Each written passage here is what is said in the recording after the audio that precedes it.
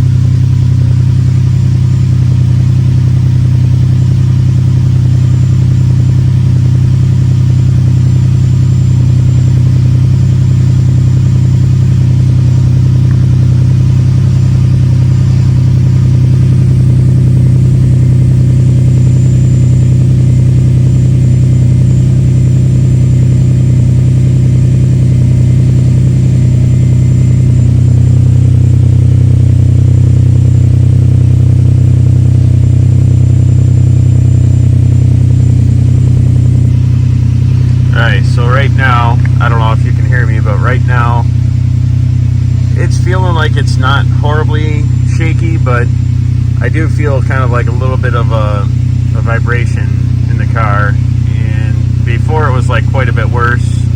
Now I just started up, it's a cold start, so of course it might not seem as noticeable until it kind of warms up, but I am feeling kind of like at least a couple cylinders are not too happy. All right, first thing I'm going to do is check the engine codes.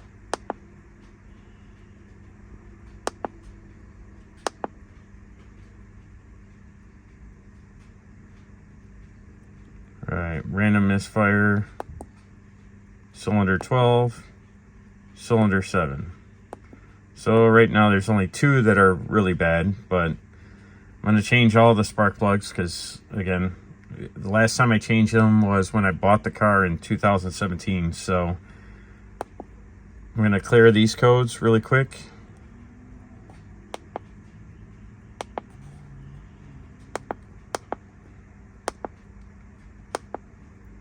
And then once I change out the spark plugs, I'll run the scanner again.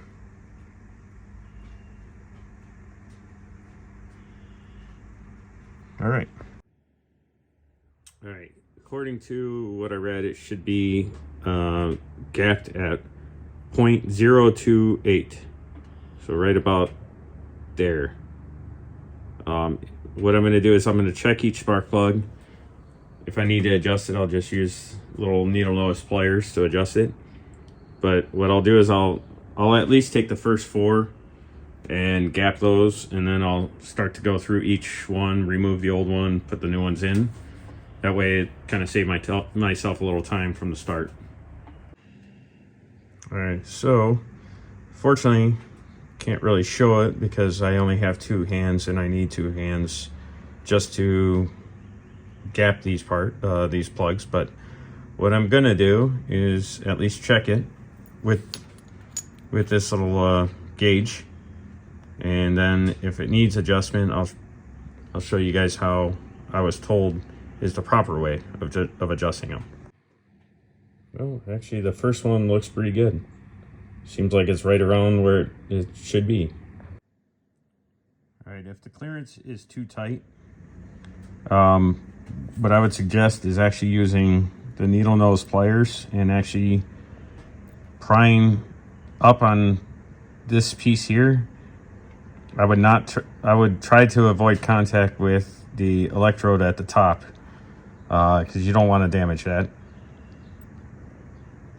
But some people will try to use the the gauge to actually pry that up, and anytime you touch anything to this electrode at the top, you can actually damage the spark plug and end up actually destroying a brand new spark plug. So I'd suggest, like, what I try to do is use the cutter side and put the cutter side underneath on one side, and then use the leverage off the back side of this post. That way you're not really touching the electrode at all.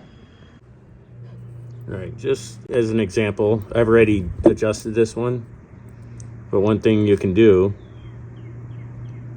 let's see if I can get it on video, is kind of just go across like this, and then just twist a little bit this way, so that way you're not actually touching that electrode.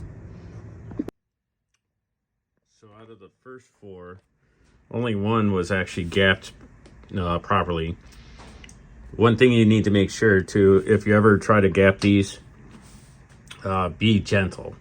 You don't want to bang on them to close them, and you don't want to pry really forcefully with the pliers if you want to open them up. Just tiny little moves. I mean, this is, you know, tiny little increments that you're adjusting it by, so just be careful. So now what I'm going to do, now that I got the first 4 done, I'm going to do one at a time, remove the old spark plug, and then insert the new ones. All right, I got the first 4 spark plugs installed. Now time to gap the next set and replace the next 4. All right, I got the left side done. I got the remaining 2 spark plugs and the other package of 4 for the other side. And for the last 4, I'm gonna go ahead and check the gap on those. Then I should be able to install the last 4 and start it up, and it should run super smooth. All right, so all the spark plugs are replaced. Hopefully the random misfire is gone, but now I'm going to go ahead and start it up and see if it feels like the vibration is gone.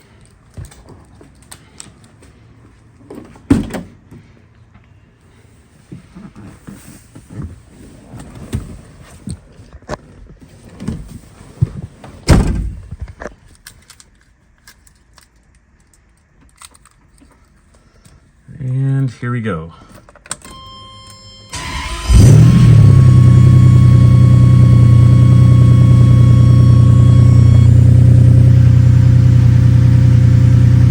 Definitely feels a lot smoother than before. Not getting that little kind of shaking sensation anymore. So I think it's good. Now, of course, it's going to be a situation where I'm sure if I drive it around, it could come back, and if that's the case, then it could be other, something else like coils or something else. But at least for now, feels like it's running really smooth, no issues. Now I guess time will tell as far as the rest, but at least that's one thing off the list for now. I got other things that I plan on doing with this car and all my other cars. So again, if you guys want, let me turn this off. If you guys want, just subscribe, like, comment, and hopefully I can show you more stuff. I plan on at some point, probably in the next couple weeks, I want to do some stuff with my Lincoln. Underneath there is kind of some surface rust, and I want to do the rust treatment on it. So I'm going to see if I can get that done. I'm not really sure. It may be kind of hard because it's parked and it's a little tricky to get underneath. But anyways, that's the next thing I want to do with the Lincoln. On the Evo, I got a feeling that the turbo is starting to go. It doesn't seem to want to generate boost anymore. So I got to look into that. But I'll keep you guys updated with more videos. Hopefully, if you know, hopefully there's something that I make that you guys enjoy watching. So like, subscribe, comment, and you know, if you know anyone who might also be interested in any of the videos I make, feel free to share with other people. Thank you for watching.